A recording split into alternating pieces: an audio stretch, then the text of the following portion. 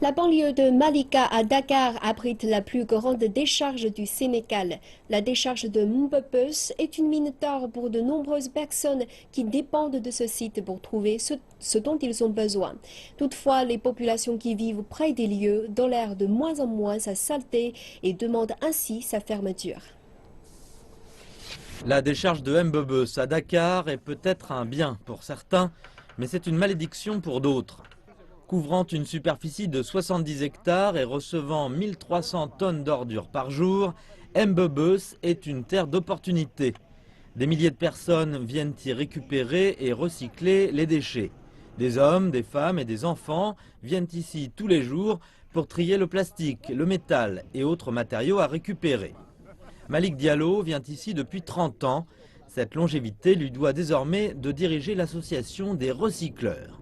Il y a quelqu'un qui disait que rien ne se perd, tout se transforme. On attend jusqu'à les voitures déversent les ordures. Alors on fait le triage sur place pour pouvoir gagner quelque chose.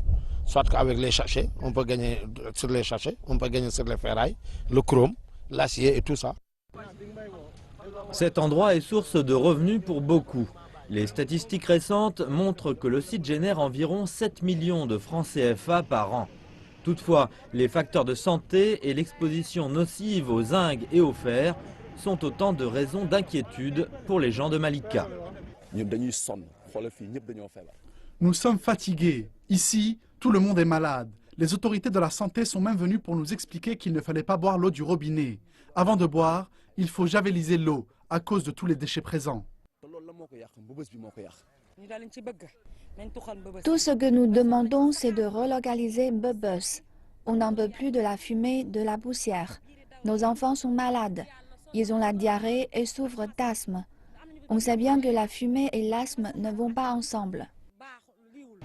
Le Sénégal a scellé un partenariat avec la Banque mondiale pour trouver une alternative à la décharge de Mbebeuss et y implanter une usine de biogaz.